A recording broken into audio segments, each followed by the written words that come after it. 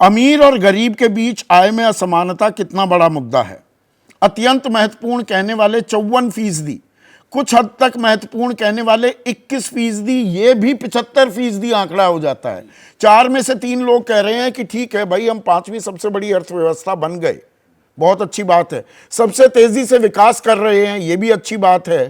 पर ये recovery V shape जो कोविड के बाद होनी थी, के शेप तो नहीं हो गई कि अमीर और अमीर हो गया और गरीब। यशवंत, क्या आंकड़े इसी बात की तस्दीक कर रहे हैं? देखिए, अगर आंकड़े इस बात की तस्दीक नहीं कर रहे होते तो सरकार जो फ्री फूड प्रोग्राम है उसको 5 साल के लिए और एक्सटेंड नहीं करती। देखिए, ये सारे मुद्दे गंभीर हैं। जनता ये जो सबसे बड़ी बात यह है कि जो एबीपी वोटर ट्रैकर में हम लोग लगातार इन चीजों पे देखते हैं, समझते हैं, वो ये कि जनता इन मुद्दों को समझती है, अपनी राय भी देती है, और कितने कंपैरेटिवली कितने महत्वपूर्ण है नहीं है वो भी बहुत साफ साफ बताती है। 2 आंकड़ों के ऊपर और मैं आपका ध्यान करना चाहूंगा, हालांकि वो यहां पर नहीं है, लेकिन वो सवाल अक्सर हमारे सी वोटर के और एबीपी के ट्रैकर में आता है। एक कि पिछले 1 साल में आपका जीवन बेहतर हुआ है या नहीं हुआ है, और एक कि आने वाले 1 सालों में ऑप्टिमिज्म इंडेक्स हम जो नापते हैं। संदीप, बड़ी तादाद में ऐसे लोग हैं जो ये कहते हैं कि साल भर में रसोई चलाना या महंगाई के कारण उनका दैनिक जीवन ये परेशानी वाला हो गया है, परेशानी का सबब है, रसोई चलाना कठिन हो रहा है। ये एक महत्वपूर्ण ज्वलंत सच्चाई है। लेकिन उसके साथ में एक सहज क्वेश्चन जो अगले साल का आता है, वो आंकड़े भी बहुत ज्यादा हमको मतलब एक तरह से आश्चर्यचकित करते हैं। इतनी बड़ी तादाद में लोग भविष्य को लेकर आशान्वित हैं। जो एक ऑप्टिमिज्म है, वो ऑप्टिमिज्म बहुत ही वियर्ड है। वियर्ड तो इसलिए कहना चाहूंगा, उम्मीद के सहारे अभी आम आदमी कायम है। पर जो ये आंकड़े आ रहे हैं, और सरकार ने भी डिनाई नहीं किए हैं, कि 1% लोगों के पास देश की कुल जमा 20% संपत्ति है। टॉप 10% जो लोग हैं इस देश में, वो देश की कुल कमाई का 57% अपनी जेब में डाल लेते हैं। और बॉटम 50%, आधी आबादी के पल्ले हाथ सिर्फ हमारी 13% कमाई ही लगती है। जी, लेकिन अगर आप दुनिया भर के मुल्कों पे ध्यान रखें संदीप, तो जिन मुल्कों में ये एलीट के बाद में सीधे बॉटम ऑफ द पिरामिड आता है, वहां पे सोसाइटी या इकोनॉमी मेल्टडाउन चली जाती है, जैसे अपने पड़ोसी मुल्क में हम देख रहे हैं। तो हमारा सौभाग्य ये है भारत का कि हमारे पास में जो लगभग 1/3 जनता हमारे यहाँ की मिडिल क्लास जिसे मानते हैं, उसे मैं बफर जोन मानता हूं, क्योंकि वो एक एस्पायरेशनल क्लास है। हाँ। वो हमेशा नीचे से, और मिडिल क्लास जो है वो दरअसल उसकी परिभाषा बड़ी विचित्र है संदीप, इकोनॉमी के उसमें नहीं जाएंगे, लेकिन जो गरीब नहीं है वो मिडिल क्लास है, अगर आप इसको इस तरह से समझना चाहें। तो एक बड़ा हिस्सा देश का है जो मिडिल क्लास बनने की हसरत रखता है, एक बड़ा हिस्सा देश का मिडिल क्लास है जो अपने से और ऊपर अपर मिडिल क्लास या और हाँ भाई, ऊपर हर जाने कोई की। चाहता है। तो मैं ये भी जो चाहता हूं कि भाई एस्पायरेशनल, यशवंत जितनी कमाई मेरी होनी चाहिए। अब ये मेरी भी बिल्कुल एस्पिरेशन है।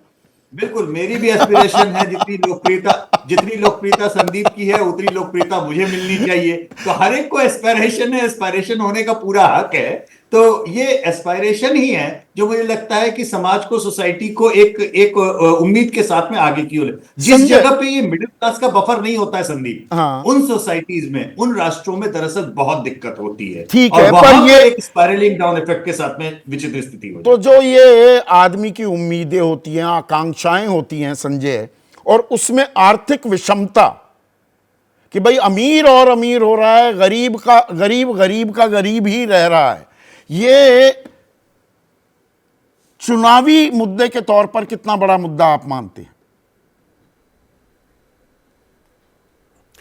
बिल्कुल चुनावी मुद्दा नहीं बनता ये। विपक्षी पार्टियां कितना भी कैंपेन कर ले कि जो देश में जो 2-4 बड़े बिजनेसमैन हैं वो सारा का सारा एक तरह से कमाई उनके हिस्से जा रहा है, लेकिन चुनावी मुद्दा नहीं है लोगों के बीच में।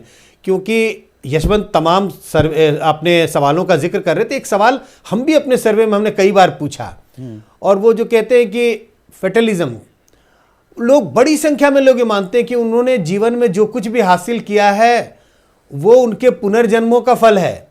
तो जो गरीब भी है बड़ी संख्या में ये मानता है कि नहीं, और उनकी संतुष्टि बहुत है, लेवल ऑफ सेटिस्फैक्शन बहुत है।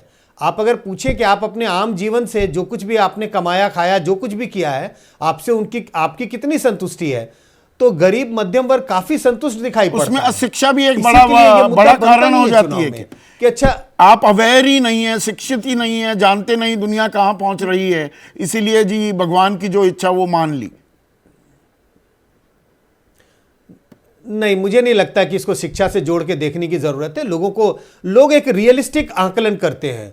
हर व्यक्ति, ये तो जरूर है एस्पिरेशन सबका होता है, लेकिन एस्पिरेशन नहीं, ये नहीं होता है। हर क्रिकेट खेलने वाला चाहता तो है कि मैं तेंदुलकर और विराट कोहली बनूं, लेकिन वो जानता है कि मैं बन नहीं पाऊंगा।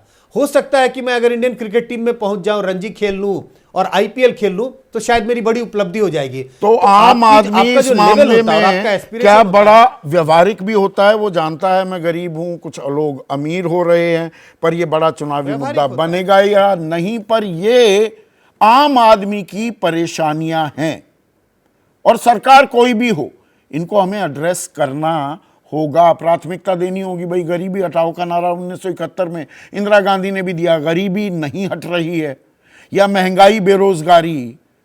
अगर आदमी रोजगार नहीं करेगा, वो कमाई नहीं करेगा, तो फिर उसको 5 किलो अनाज भी देना होगा। लेकिन जो जन कल्याण किया जा रहा है, क्या उसको आगे के लिए मुलतवी कर दिया जाए? इसमें घालमेल बहुत सारे हैं और मुद्दे आपस में जुड़कर चुनावी मुद्दे बनते हैं या ये अपने आप में चुनावी मुद्दे हैं, ये वाला साल इसकी गवाही देगा। जैसे ही घड़ी का काटा दोपहर 2:30 पे आए, बबीता जी का दिल सास बहू साजिश के लिए मचल जाए। और ये है इनकी बहू, पूरे दिन ऑफिस की टेंशन हो जाए गॉन जब ये करें अपना फेवरेट शो फ्री टाइम पे ऑन।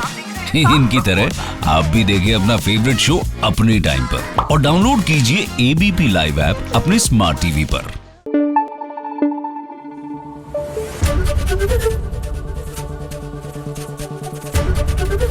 एबीपी न्यूज आपको रखे आगे।